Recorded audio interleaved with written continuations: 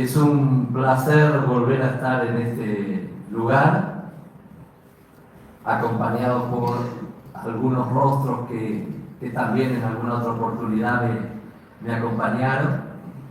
Felicito a los organizadores de este Congreso Internacional. Muy buena cosa que este bicentenario de los hechos de 1825 no pasen desapercibidos, y mucho mejor aún que se lo haga en clave de integración de los países de la gran región rioplatense. Así que bueno, para los asistentes que nos acompañan de otros países, mi cordial saludo. A la comisión organizadora, el agradecimiento por esta invitación y por tomar el riesgo de darme la responsabilidad de dar la primera conferencia. El tema que voy a desarrollar tiene que ver con la guerra y las migraciones. Todos sabemos que las guerras siempre, los enfrentamientos han tenido un correlato en el movimiento de pueblos. Posiblemente, en buena medida, la dispersión de aquella humanidad que nació en África y terminó poblando el mundo haya tenido como un factor impulsor de ese andar por diferentes ecosistemas en la guerra y en los enfrentamientos. Lo vemos en el día de hoy. No hay enfrentamiento en la actualidad que no tenga su correlato en migraciones, en movimientos de pueblo. Yo voy a tomar el caso del pueblo guaraní misionero, que tuvo mucho que ver no solo con el año 1825, sino con todo este periodo de guerras de las primeras décadas del siglo XIX en el Río de la Plata. ¿Quién fue el pueblo misionero? Bueno, es un pueblo que no existe hoy. Fue un pueblo indígena que nació por obra de la evangelización de la Compañía de Jesús. Muchas veces ustedes lo van a ver citado como los guaraníes de las misiones. Yo prefiero llamarlo el pueblo misionero, porque si bien la etnia guaraní fue la matriz fundamental sobre la que se formaron las misiones fueron integrando una enorme diversidad de pueblos, incluyendo charrúas, guenoas, yaros, guayaná, guaycurús y otros grupos que pasaron por ese proceso de transculturación que se vivió en las misiones jesuíticas. ¿Dónde se ubicaron? ¿Dónde se ubicó este pueblo misionero? Bueno, tuvo como foco 30 centros urbanos.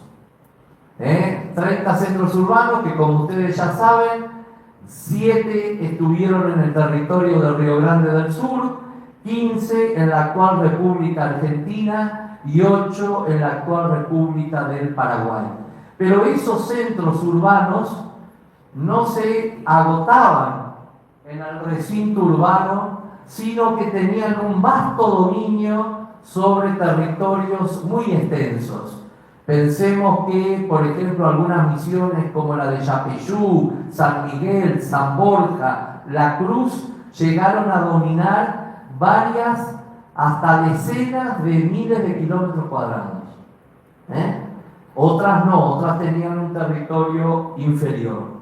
Pero realmente las misiones jesuíticas, ustedes saben que los jesuitas estuvieron aproximadamente un siglo y medio y que son luego expulsados, pero estas 30 poblaciones todavía permanecieron varias décadas más. El pueblo, las misiones fueron una gigantesca escuela donde aprendieron los indígenas una serie de oficios que los transformó en una mano de obra especialmente calificada. Este va a ser un factor muy importante porque le va a permitir, nosotros vamos a hablar de las migraciones de este pueblo, le va a permitir integrarse de manera exitosa a los distintos espacios dentro del Río de la Plata a donde se fueron ubicando. No sé si se logra ver en verde el área que en realidad llegaron a ocupar y a dominar las misiones jesuíticas. Como ustedes pueden observar, buena parte de lo que hoy es Corrientes, Misiones, el sur de Paraguay, el norte del actual Uruguay y buena parte del estado de Río Grande del Sur. Dentro de esas misiones y del papel que tuvieron las misiones durante casi 2 siglos, es especialmente relevante el rol que tuvo el llamado ejército de las misiones, las milicias de las misiones, que nacieron a partir de las luchas contra las malocas bandeirantes a principios del siglo XVII.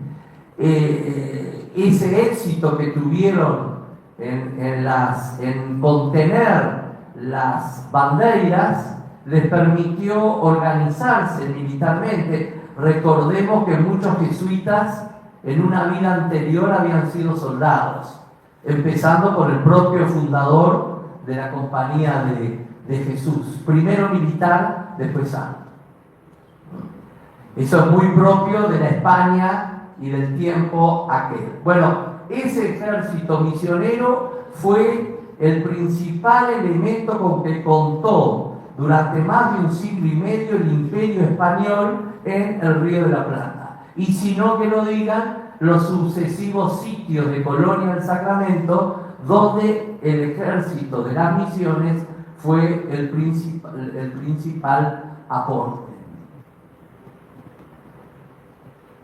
Recordemos esta característica de ser un pueblo con especiales condiciones para la milicia. Aquí tienen pueden hacerse una idea de lo que fue la evolución demográfica de las misiones. Las misiones, fíjense, en el año 1730, cuando estaba naciendo Montevideo, con 300 habitantes, las misiones tenían 142.000 habitantes. Buena recomendación empezar a mirar la historia no desde los puertos, sino desde el interior de nuestros territorios. Aunque desde los puertos generalmente ha sido escrita. A partir de 1767, sobre todo, lo traza la línea vertical, se produce la expulsión de los jesuitas y ahí hay una fuerte caída demográfica que no se recuperó más. Cuando esté por comenzar la revolución, 1810, aproximadamente unas 40.000 almas pueblan las 30 misiones. Estamos hablando de cifras muy menguadas, sin embargo, para la demografía de la época eran cifras muy importantes. La banda oriental, o sea, la parte que hoy es Uruguay, posiblemente tenía la mitad de esa población o un poco más. En 1801 se produce un hecho muy importante. Comienza la fractura del espacio guaraní misionero porque Portugal pasa a controlar las misiones orientales. Por lo tanto, una parte de las milicias misioneras pasan a integrar el imperio portugués y a defender el imperio portugués. Y ¿no anda el puntero? Ahí está San Borja como una de las 7 misiones orientales. A nosotros generalmente en la escuela, en el liceo, nos han dicho las misiones eran nuestras. Eso es un error. En realidad nosotros éramos de las misiones. Porque las misiones precedieron al nacimiento de los orientales y ni que hablar a la República Oriental. Pero con una mirada un poco nacionalista hacemos esas extrapolaciones temporales que no son correctas. Bueno, esa misión de San Borja fue muy importante.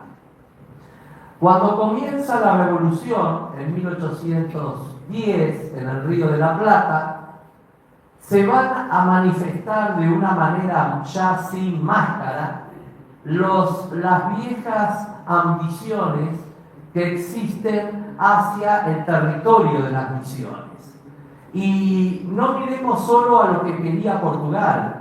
Dentro del Imperio Español había centros de poder que ambicionaban el territorio de las misiones, los ganados, la yerba y todo lo que se producía en las misiones por ser una población sumamente laboriosa. Paraguay, Buenos Aires, el propio Montevideo va a tener litigios por tierra con Yapeyú. Portugal, por supuesto, siempre también deseando romper esa especie de marca misionera que frenaba su avance, y va a surgir Artigas y su movimiento federal también con especial interés en esa zona. Fíjense ustedes ahí cómo el territorio de Misiones se va a encontrar en el medio de diferentes tensiones.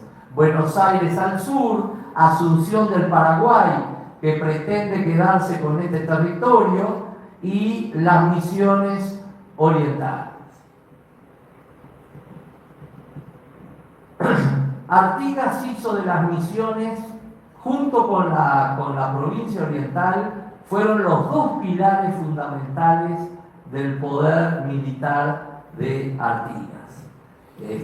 Artigas vio que en las misiones había un recurso militar muy potente por la cantidad de soldados, por esa tradición militar, porque los proveía de ponchos, porque las indias tejían y daban, porque le proporcionaba yerba, cueros, incluso hasta pólvora, fabricada en las misiones. Los indígenas de las misiones habían sido autorizados en determinado momento por el rey de España para utilizar hasta armas de fuego, cosa que en el resto de América no estaba permitido. Ahí aparece la figura emblemática de Andresito o Andrés Guacurarí Artigas, que va a ser la principal expresión de esa alianza entre los indígenas misioneros y Artigas. Y va a llevar adelante una serie de campañas contra los paraguayos para recuperar las misiones que estaban junto al Paraná, y luego contra el territorio de las misiones orientales en manos de Portugal. En una de esas campañas es que Andresito va a ser tomado prisionero. Es decir, en la población indígena de las misiones estaba el sueño de reunificar el espacio de las 30 misiones bajo un solo mando. Ese fue como un sueño que existió. La campaña del año 16 fracasa, y la contrapartida de las fuerzas portuguesas es llevar adelante una serie de ataques a las misiones que estaban sobre la línea, no veo que marque, pero que está marcado con las flechas ahí, ¿verdad? Bueno, el puntero no quiere funcionar. Van a atacar las misiones que actualmente están las ruinas del lado argentino. Estamos hablando de Yapeyú, La Cruz, Santo Tomé. Ahí está. Y esos ataques portugueses desde San Borja van a ser tan efectivos que van a provocar la migración. Y acá aparece el tema de las migraciones en este momento de guerra. Los indígenas de las misiones se van a trasladar hacia nuevas poblaciones que van a nacer. No sé si se logra ver en rosado, San Roquito y Asunción del Cambarí, ahí en el sur, mientras que las misiones sobre la costa del Paraná, la población va a emigrar hacia el norte de Corrientes, en poblaciones como Loreto o San Miguel de Yateú. Loreto y San Miguel en la provincia de Corrientes existen, estas dos poblaciones ya no existen. Es decir, comienza masivamente la población indígena a desplazarse hacia lugares que consideran más seguros. ¿Y qué empieza a pasar con esas poblaciones que algunas tienen casi 2 siglos de vida? Comienzan a ser ganadas por la selva. Y muchas veces es el espectáculo que alguna de ellas todavía da o que daban hasta hace algunas décadas cuando comenzaron las tareas de rescate arqueológico. Otro momento clave en estas migraciones de la población indígena se produce en 1820, derrotado Artigas en la batalla de Tacuarembó, donde los que murieron sobre todo fueron indígenas misioneros, incluso el propio gobernador de Misiones, Pantaleón Sotelo, que había sucedido a Andresito. Artigas cruza la margen occidental y, como sabemos, se va a producir un enfrentamiento con Francisco Ramírez. Y en ese enfrentamiento con Francisco Ramírez, que va a tener como escenario esta zona del norte de la provincia de Entre Ríos y sobre todo parte de la provincia de Corrientes y de la actual Misiones, tanto Ramírez como Artigas se van a seguir disputando la lealtad y contar con estos soldados misioneros.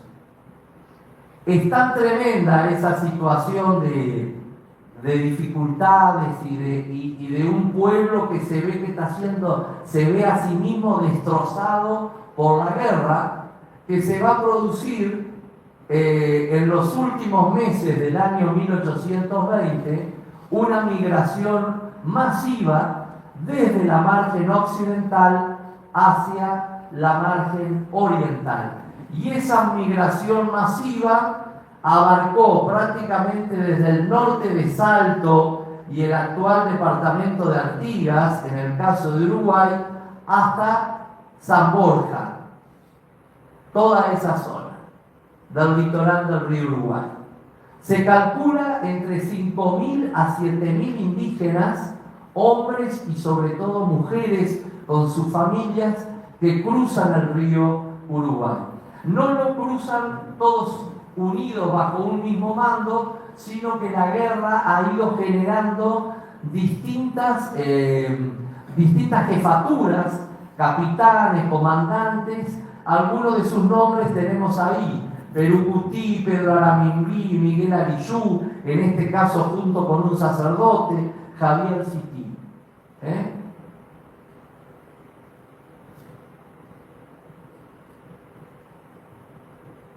Justo hay un viajero francés que está recorriendo el litoral del río Uruguay, está recorriendo la ya provincia cisplatina, Auguste de Saint-Hilaire.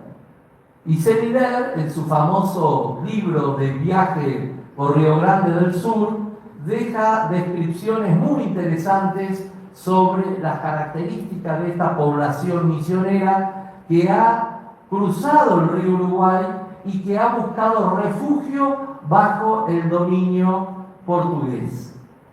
Y una de las características que señala Saint-Hilaire es que predominan las mujeres y los niños sobre los hombres. Es decir, la guerra ha generado un desfasaje demográfico donde prácticamente hay 2 mujeres por un hombre. Este es un elemento importante porque la mujer va a transformarse en un factor de mestizaje sumamente importante, y también explica por qué las mujeres van a buscar la protección de las fuerzas en pugna.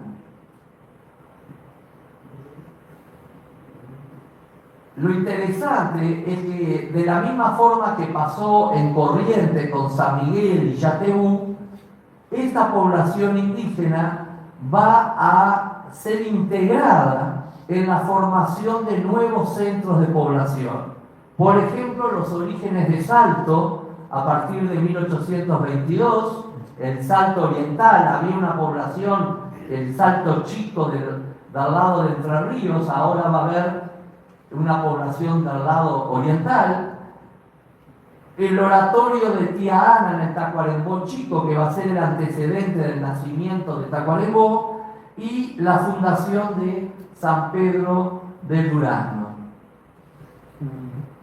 Pero este proceso de afincamiento de población indígena no solo se da en el actual territorio del río Uruguay, sino que se va a dar en muchos lugares de Río Grande do Sur. Tomé solamente un ejemplo de la zona de la población de Alegrete, lo que se conocía en aquella época como el Entre Ríos Ibicuí y Arapey, y donde, como lo señalan los registros parroquiales, hay una fuerte presencia de madres indígenas de Yapeyú, de La Cruz. Estamos hablando de misiones que eran de la margen occidental, mientras que San Borja, San Luis son de la margen oriental. O sea que esa población migrante, a causa de las guerras, se va a transformar en un componente poblacional muy significativo en Río Grande del Sur y en la Cisplatina, luego Estado Oriental. Abro un paréntesis para hablar de otro movimiento migratorio que se da en este tiempo y que es muy importante, pero no es un movimiento migratorio forzado, como el que estamos mencionando, sino que es un movimiento migratorio voluntario, y es el de población del sur de Brasil, sobre todo de Río Grande del Sur, que va a pasar a ocupar durante el periodo cisplatino buena parte del norte del Río Negro. Esto va a ser un factor determinante para nuestra historia, el inicio de una presencia muy significativa de población de origen luso brasileño al norte del Río Negro e incluso al litoral. Esa población en gran parte se va a lograr obtener tierras, y entonces hay un cambio en los dueños de la tierra, sobre todo en esa zona que está marcada. Cuando se produzca la revolución a partir de 1825, es un elemento muy interesante a tener en cuenta. ¿Por qué? Porque se demoró bastante y hubo que esperar hasta la derrota en Sarandí para que las fuerzas orientales pudieran dominar el norte del Río Negro, porque predominaba población de origen lusitano. Y ahí aparece un protagonista muy relevante de esta historia, que es el entonces coronel Frutuoso Rivera, que va a alcanzar el mando de brigadier general bajo el dominio brasileño. Fue el jefe de policía de la campaña y comandante del regimiento de dragones de la Unión, una unidad fundamental para entender el éxito de la revolución de 1825. Y Rivera, a partir de este momento y hasta el final de su trayectoria política, que fue muy extensa, va a tener una unidad con los indígenas de las misioneros, muy especial. Esto generalmente se olvida cuando se pretende mostrar a Rivera como el asesino de indios, olvidando que fue la figura de nuestra historia, junto con Artigas, que más contó con la cercanía de población indígena en las unidades militares que comandó, y especialmente en el regimiento de dragones. Prueba de lo que estoy afirmando son las listas de revistas, por ejemplo, del Regimiento de Dragones de la Unión, septiembre de 1825, la 10ª compañía. ¿Quién es el capitán? Pedro Cutí. Lo acabamos de nombrar hace un ratito, ¿verdad? Uno de los que emigró en 1820 de la margen occidental hacia la oriental. O sea que este movimiento migratorio tuvo también un correlato o una consecuencia en el plano militar. Y al costado hay una lista de revistas de los naturales de Paysandú, integrando las milicias de Paysandú. Lo interesante es que en la misma época, dentro de las fuerzas ya brasileñas, bajo el mando de Bento Manuel Ribeiro, había también milicias de Paysandú, unas luchando por el imperio y otras luchando por las provincias unidas. Y llegamos al combate de Rincón. Desde el año 1801, ya mencionado, el pueblo misionero se va a ver en una situación muy trágica, que van a tener que pelear entre sí bajo distintas banderas, sea la bandera portuguesa o brasileña, sea la bandera española o argentina o de los orientales o artiguistas. Es decir, el enfrentamiento entre los que habían sido hermanos e integrantes de una unidad étnica hasta pocas décadas atrás. Fíjense en el combate de Rincón, por ejemplo. En la fuerza que comandaba el brigadier Rivera estaban los dragones. Ya vimos que dentro de los dragones había población misionera. En las fuerzas del coronel Jerónimo Gómez Jardín, especialmente en el regimiento número 24, había fuerzas misioneras. Tanto es así que el regimiento número 24 y 25 muchas veces en la documentación de la época son identificados como regimiento de guaraníes. Y yo voy a hablar ya de las mujeres, que bien sabemos, una cosa es la participación real que han tenido en la historia y otra cosa es lo que los historiadores dicen sobre esa participación. En general hay una larga tradición de los historiadores de que a la mujer se la retira del relato histórico o se la menciona de una manera muy marginal. Sin embargo, cuando uno profundiza en la documentación de la época, descubre que prácticamente todas las fuerzas de ese tiempo estaban acompañadas por mujeres, por sus familias, que generalmente eran identificadas como las chinas soldados. China, si recuerdan, es una palabra de origen quechua que significa mujer de pueblo, mujer humilde. Bueno, miren qué coincidencia. El 5 de octubre, Brito del Pino dice que Rivera dio orden de retirar las chinas de la columna. Era el momento que iban desde Rincón al campo de batalla de Sarandí. El mismo día, un informe de un espía oriental sobre el movimiento de la fuerza de Bento Manuel Ribeiro dice: los portugueses se dirigían a Barriga Negra, van sobre 100 chinas.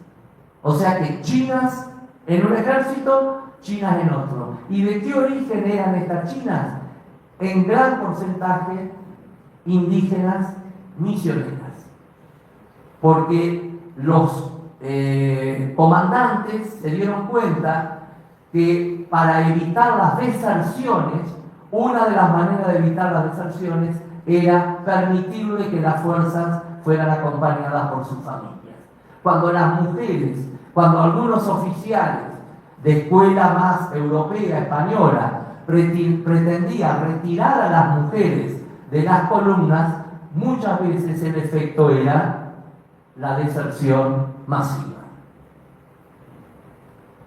Bueno, ahí había puesto al final que la presencia de las mujeres en las fuerzas orientales se pueden registrar hasta las guerras de 1904 y el movimiento de 1910.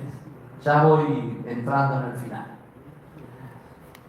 En la batalla de Sarandí pasó lo mismo. La presencia de indígenas misioneros en ambas fuerzas.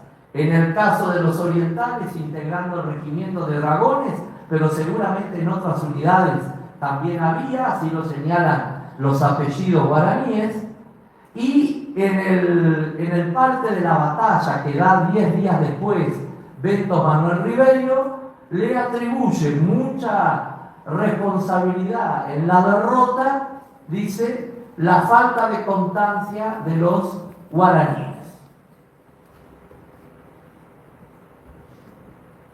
Y aquí ya hemos nombrado más de una vez a Bento Manuel Ribeiro, un líder militar muy interesante de la zona de la frontera del Imperio de Brasil, y que al igual que Rivera, alguna vez di una conferencia estableciendo un paralelismo entre los dos, porque son realmente dos figuras muy interesantes, al igual que Rivera se caracterizó por tener en sus ejércitos, en sus fuerzas al mando, mucha población de origen misionero.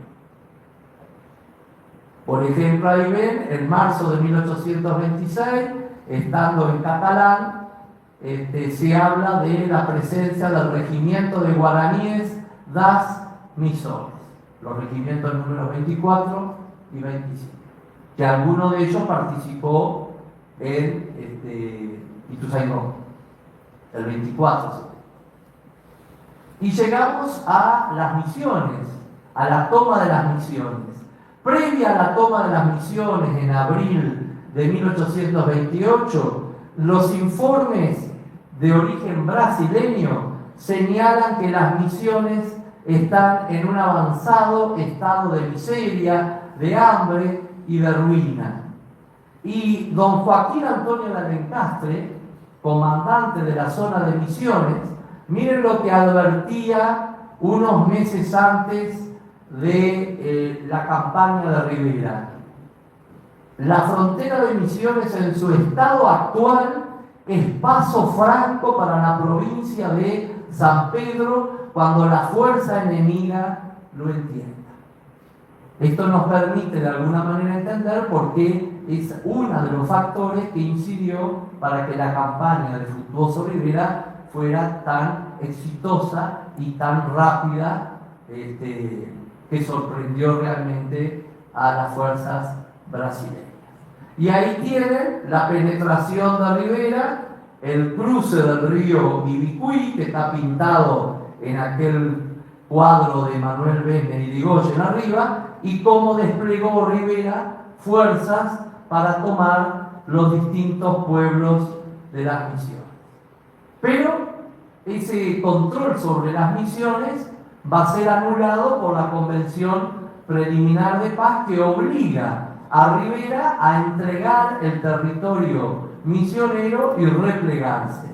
Y se va a replegar, pero no se va a replegar solo, se va a replegar trayéndose la mayor parte de la población indígena, pero no solo de las 7 misiones antiguas de los pueblos orientales, sino también la población que había emigrado en el año 20 desde la margen occidental hacia la margen oriental, en la zona de las misiones.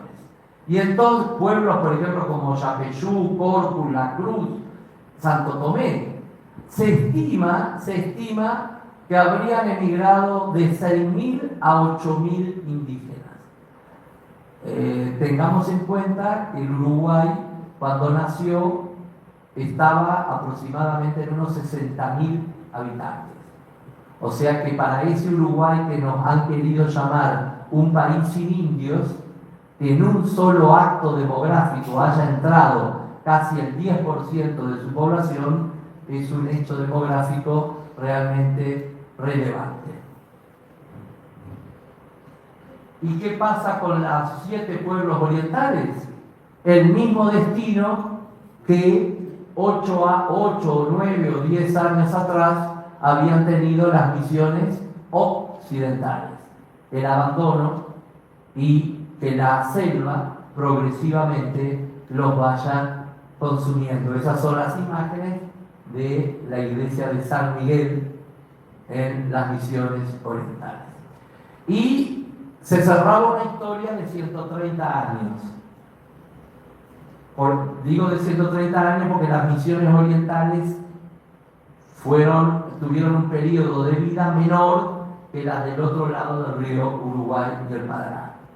Y el propio Rivera, en una documentación, en un documento escrito a Pedro Ferrer, le va a decir que tengo que marchar con todos los 7 pueblos orientales y con los restos de los occidentales que han querido espontáneamente pertenecer al nuevo Estado oriental.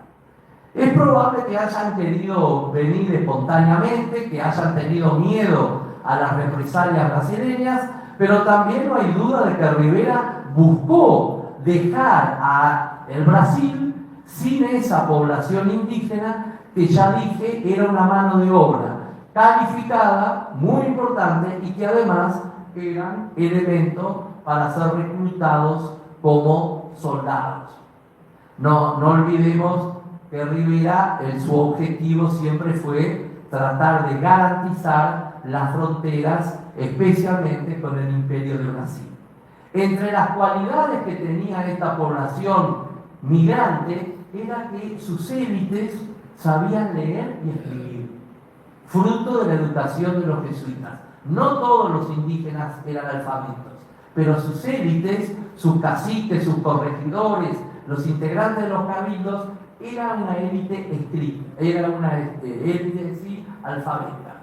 Y eso nos permite contar hasta el día de hoy con una cantidad de documentos escritos por los propios indígenas. Una característica muy interesante de esta etnia, y ahí tienen un documento firmado por indígenas.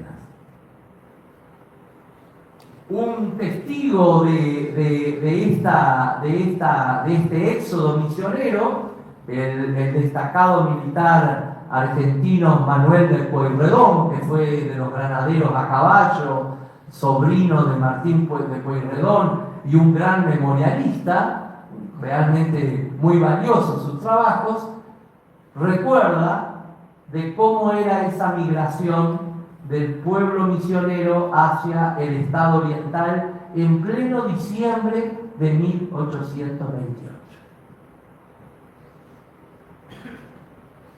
Venían las autoridades adelante, traían imágenes religiosas y la música, que fue una característica de este pueblo. Eran todos músicos, gustaban mucho de la guitarra, del arpa, del violín.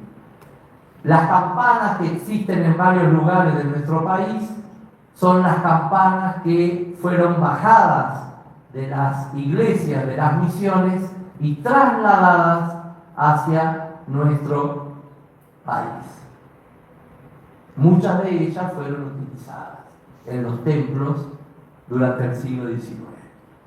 Y aquí aparece nuevamente los soldados tapes, como en el habla popular generalmente se los identificaba. Y vuelvo a señalar, fue Fructuoso Rivera el que de alguna manera siempre monopolizó la utilización de esta población indígena como un recurso bélico muy importante. Las crónicas de la época hablan, ahí está Don Frutos o el Pardejón, con su ejército de tapes y chinas.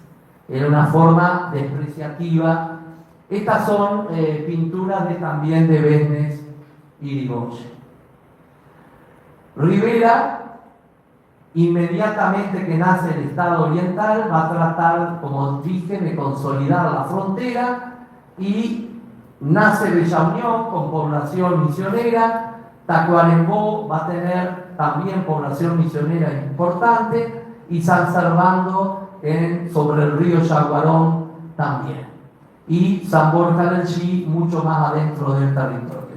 Rivera desarrolló un programa de alguna manera que se puede llamar de colonización militar. Fundaba centros urbanos que al mismo tiempo eran acantonamientos de sus escuadrones de caballería donde la población misionera predominaba. Este mapa está tomado de un libro que acabo de publicar sobre Rivera, donde he tratado de destacar el carácter de Rivera como colonizador de buena parte de nuestro país. Todas esas son poblaciones o que fundó Rivera o que ayudó a fundar Rivera, y en todas ellas, tal vez excepto Belén, la presencia de esa migración misionera está presente, como un factor poblacional muy destacado.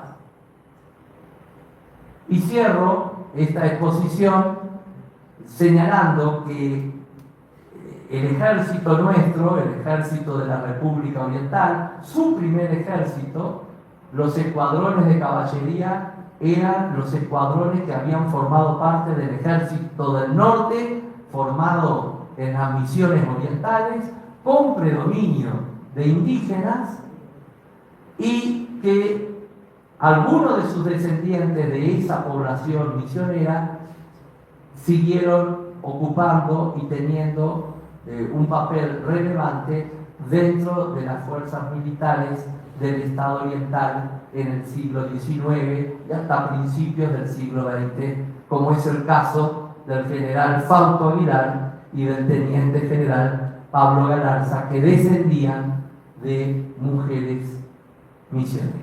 Muchas gracias.